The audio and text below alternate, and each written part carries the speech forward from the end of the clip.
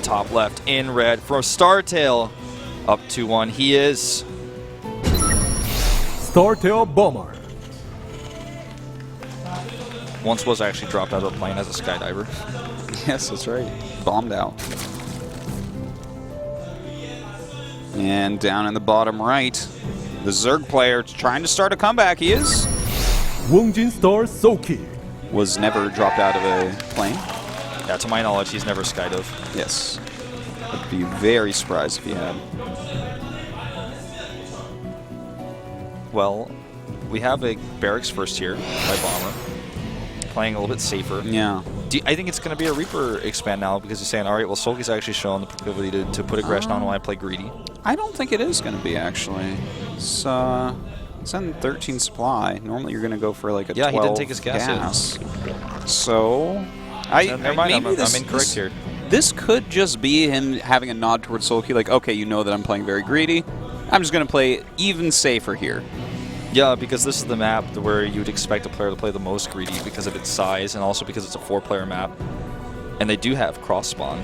So Sulky plays greedily in response and gets away with a fast gas here before pool even. So this is already very much in Sulky's favor build order-wise. Decisions he's made. Yeah, you're completely right on that. This is like a really nice build order advantage for Sulky, I would say.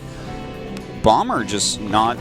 yeah, he's just chilling on the 1 racks. This is just a very safe expansion that we're seeing from him. He's going to have no way to punish what Sulky's done here. Sulky's going to have a very quick speed, which is going to be able to deny scouting that Bomber's trying to do this game, which means that Bomber's going to have to play even more defensively going forward because he doesn't know if Sulky's going to do another Baneling attack, a Roach attack, anything. Yeah. Oftentimes the Terran player is the one calling the shots in this matchup, but this time it's going to be Sulky. Especially coming off of an aggressive Baneling aggression in the previous game that we just watched. Bomber is going to take double gas in the main. All right, pretty standard. Wants to get that factor up as soon as possible. Once he has those Hellions out, he's going to feel a lot safer. He's going to be able to scout around, have some map control as well. But the speed is going to be done before then. So if we see Sulky grab a whole bunch of Lings, he may be able to just randomly surround a couple Hellions. And I tell you, when Bomber's open with a build like this, if he just randomly loses like 2, 3 Hellions, the advantage of Sulky is it's just going to multiply. He has to be able to get these Hellions out and actually control the map for a bit. Yeah, I agree. This is a map where if you let a Zerg player get away with map control and you're never 100% certain what he's doing, you don't know when he's taking his 4th base. His 4th base is hard for you to attack because you have to walk so far across the map. That's when the Zerg player gets his upgrades out really fast. He can get his Mutalisk count up really high, or his Baneling count, or both, depending on what sort of composition the Zerg is making. It's never a comfortable place, but I really, really like this. This is a great pickup on this Overlord. The 2 Zerglings are going to try to take advantage of this, but actually, I don't think they're going to get anything. They will see the factory, but that's it. That's, I mean, I guess that's full intel, really, but it's not a big deal, I would say. I mean, he's expecting this. He's just finding out there's nothing crazy happening. Yeah. That Overlord kill, though, was really, really nice. That's annoying for a Zerg player to have to go through. It's 100 minerals and a larva, and lost scouting information. Really, really tough. Oh, now look at this. He's getting the quick starport, and he is getting a tech lab, but it's over behind the factory. Yeah, behind the factory makes me feel like I don't think Banshee's here. I don't either. I'm feeling siege tanks, actually. I think he's going to go maybe up to 2 or 3 siege tanks, and that is super, super, super safe. That, again, another nod towards the fact that Sulky can and will mix in aggression. But Sulky here looks like he's going to be the one playing super reactively and very defensively. He's got his quick Zergling speed, but now he's also getting quick Overlord speed for scouting. And you know what? He goes goes for the Banshees, so just an odd placement there. Which is fine. It's only a matter of seconds difference. Right. But, and he didn't actually have enough to make both at once anyways before that. Had he had it a few seconds before, he would have, one of his Banshees would have been delayed anyways. So. Well, I think that on this map, this can be good in other positions. In these positions, I'm not sure how much he's going to be able to get done with this because it's not... It's a far way to fly with Banshees. Yeah. It's not with Reapers and Hellions and the Banshee type of aggression against the Queens. It's just by the time the Banshee gets there, if he makes any extra Queens, it's going to be golden. Overlord speed really helping out here with the scouting so he identifies what's happening. And the Overlord speed, I mean, once he gets Overseers as well, they're going to be so quick that Cloak Banshees just aren't going to do anything. So, in fact, Bomber cancels that cloak and starts to add his barracks. So you can really see the difference between a player like him and a player like Maru here, whereas Maru may have gone mech. Bomber, not a big fan. Yeah, that's not really what he does. Except one time against Rain in the Terran vs. Frost, and it didn't go so well. I remember that game. Both upgrades on the way now for Sulky, whereas Bomber's actually quite behind because he committed so much gas to the Banshee tech that he's actually, you know, slightly behind. It's a pretty normal timing for a Terran to have his upgrades, but Sulky gets that slight lead. And this, you know, can be important oftentimes. Ooh, weird rally here on the SCVs. There they go to work. Just to throw up some more barracks, it looks like. Now these Hellions trying to get in. Way too many speedlings for them to really get anything done up there. And with this many queens, you have to be oh so careful with your Banshee because the queens have so much range that you really have to take the queen seriously. It's already kiting. You know, I think the only thing the Banshee really did this game was force Spore Crawlers. It really hasn't done all that much else. And we do have the Spire coming up. Now, is this going to be the Widow Mindless play from Bomber? Well, on this map, it's the same type of map as Derelict, where there's a lot of space to split without, you know, without a ton of choke points where you get caught and get hit with the Banelings. So I feel like he could do it. There's the Armory. And, well, there's the factory floating away, so I would say absolutely this is going to be just like the Derelict game where it's going to be basically mass marine medevac. It worked out well for him. It's just, it requires a map where you can use your splitting, and Bomber splitting is so good. Well, you know what? We'll see where Sulky goes. It looks like Sulky's going to take a 4th base, very close to his 3rd in natural. And it looks like we're going to... Well, this time he's actually going to load up some Hellions to go with this. Yeah, that can actually be really good against pure Speedling if there's no Banelings. If you only have Marines, even pure Speedling can do well if the Speedlings are prepared for the drops coming. But if you have this, if you're prepared for the drops coming, still, you can lose a lot of Speedlings to this because you're not expecting the Hellions to be inside. Ooh, they fly past an Overlord there a little bit. Unlucky from Bomber. By the way, I really like the Banshee floating over the Watchtower. That allows him a lot more maneuverability with these medevacs. That's really, really a good point. That's no Zerling can contest a Banshee. They can't fire upwards. Oh, he actually unloads everything here. If he targets well, he can get a lot of these Zerlings down and then still get away. That's right. And in fact, ooh, a nice surround going down with the Banelings coming up. He does have to pick up. Only losing a Hellion and 1 Marine there, so not a big deal. The Bomber's making a lot work with a little here, just simply because his timing is a little bit late, but he's still able to come in here and push these back. The Mutalisks are distracted. He comes over to this base, but there's a Spore Crawler that really affects his drop. He doesn't actually get to attack those drones at all. And this one has Hellions as well. Well, his last 2 Hellions are in here indeed, but with these Mutas out, he should be able to end up pulling this pretty well. Ooh, a good amount of drones actually starting to be taken out. And he targets down the Banelings beautifully, saves the medevacs importantly here, and it looks like he's just going to target a few more drones down. Doesn't go for the Mutas, just targets the drones specifically. But a decent hold here for Sulky. Not too much loss, only 9 workers. Yeah, I think that's actually fine, considering he's actually killed off some medevacs. He killed off quite a few Marines, got rid of all the Hellions. And now it begins, Wolf. The 3rd base is up, the 4th base is up for Sulky. The barracks are all finishing their add-ons, and we are going to see a never-ending rally battle. Yep, rally battle. It's what we're about to see indeed, and I feel like, again, it's so important for Sulky to hold that high ground and make sure that he's trading his Banelings as best as possible, because if he's morphing Banelings, the Marines do not care about anything the Zerg has to offer. Only a few Banelings here. The split is good for Bomber. But there's so many Mutas, he actually could pick up a medevac, maybe. Not confident enough. Yeah, not quite. He has 38 more Lings in the way. He's actually a little bit low on units right now. He really needs to push everything back. Looks like he does get a single medevac. And does run away now with these Mutas. This is the moment I'm talking about where there's no Banelings. The Banelings have to morph. This gives Bomber the ability to close the gap, get on that high ground, takes out an Extractor. Doesn't get that Queen. The Banshee actually going to work. Might maybe get it. I think he lost 3 Mutas in there, so that's a little bit rough. Yeah, and the Marines are still coming. Ooh. Well, he's got some Banes up here now as well. And you know what? There's going to be actually a scary moment. There's going to be a little gap of a few seconds here where there's 2-2 against 1-1. So that could be an issue. But Sulky right now pushing back and actually picking off a few more medevacs. Look at that. He's got him down to 3 right there. Absolutely. Really important to note that with the medevac count going lower, he can't be as liberal with his Marines. He's getting more and more Mirars into his mix now. Something we haven't seen in all of his pushes. Usually he goes for 15 Marines at a time production. Now he's 12 and 2 with the Mirars, adding one more add-on right now so he can get those additional Marines out. But he has a little bit less Marines and just a few more Mirars in the mix. He needs to make sure the Mirars get at the front if he can help it to tank the Baneling shots. That's right. If he can do that, it's going to just be worth so much. Now, here we go. The Baneling's rolling in. But a lot of Marines left over. Sulky has to run away with his mutas, and it looks like he's going to lose his 4th already. 4th is gone. Really good splits here by Bomber. Some of these drones are going to go down, too, on their trip home.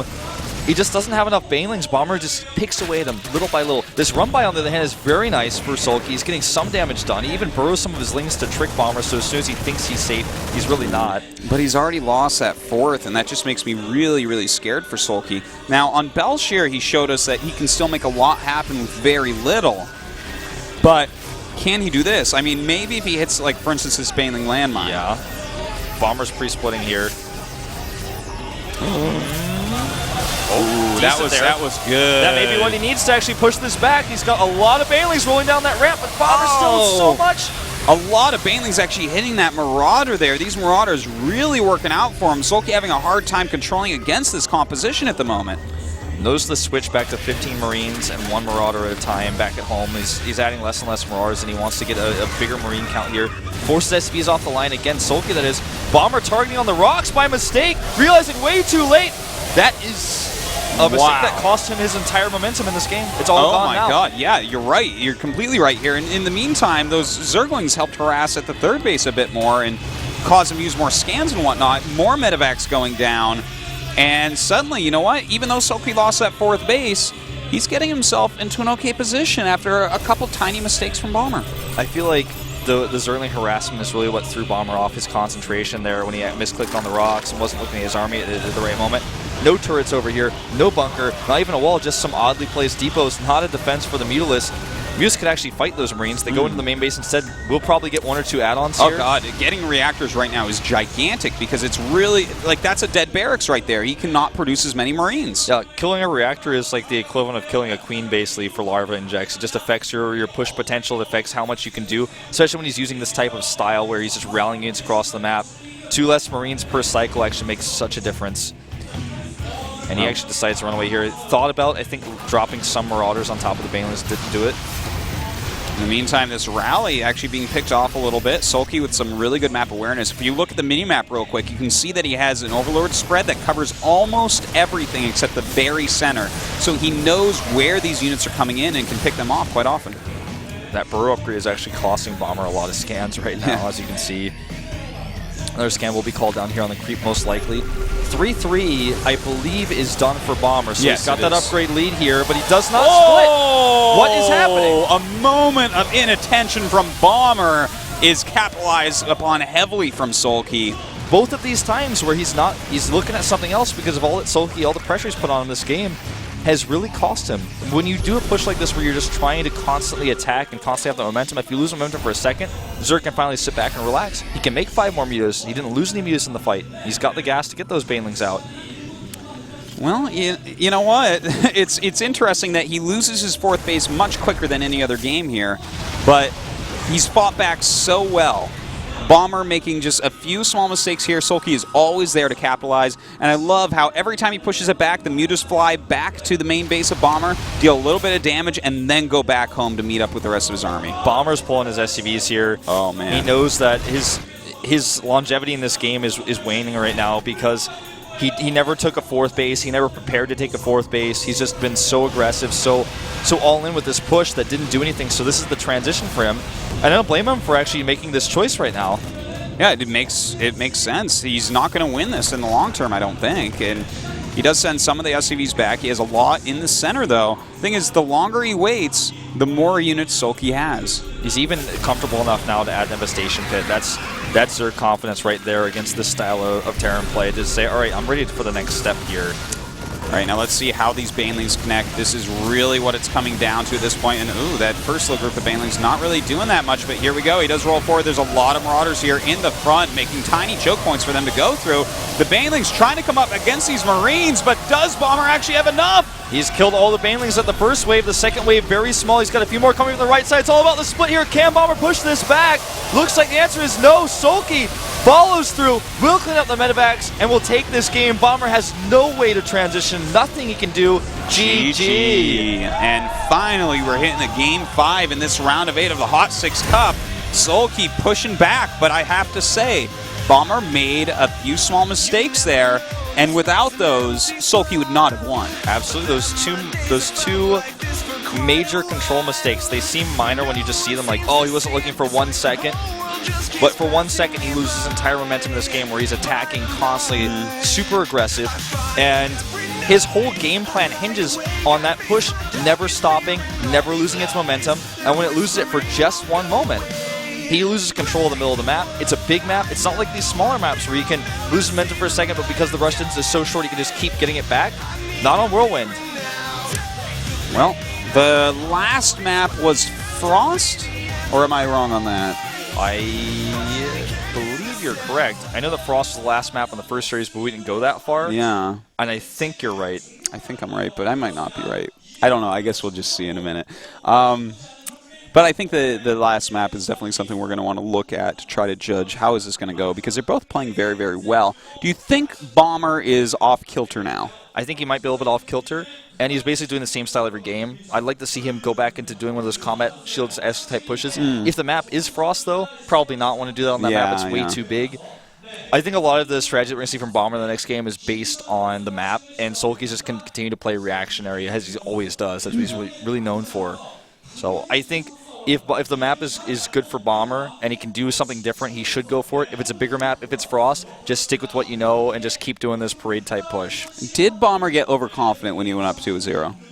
I don't think that's it. I feel like Sulky, like, he got the momentum back from winning that first game, and then from there, he's like, I've already seen this enough. And Bomber made a control mistake. The run-by threw him off guard. I don't think it was overconfidence. I feel like it was just Sulky playing better. Well, Sulky certainly did play better in that last match. Let's take a look. What map is this? It's Polar Night. Okay, so a totally different map. This could be a map where Bomber goes for a different type of play style. Absolutely. This is... this actually could be kind of tough for Sulky. It certainly could be. But I feel like if Sulky continues to read Bomber style and Bomber's doing that rally type, it's much more effective on this map than it is in Whirlwind. But I don't count Sulky out here. I think this really could go either way. Don't forget, you know, abusing some of the terrain on this map definitely could be a part of Bomber's strategy. Do you think he opens Command Center first? No, I don't think so, because it's Game 5, and who knows what Sulky might go for. I think he's going to barracks first. He's going to play it safe. This is it. This is for all the marbles. The round of 8 here at the HOT6ix Cup 2013 will be either Bomber or Sulky advancing. It all comes down to this final game. And I, Wolf, will be commentating with Artosis.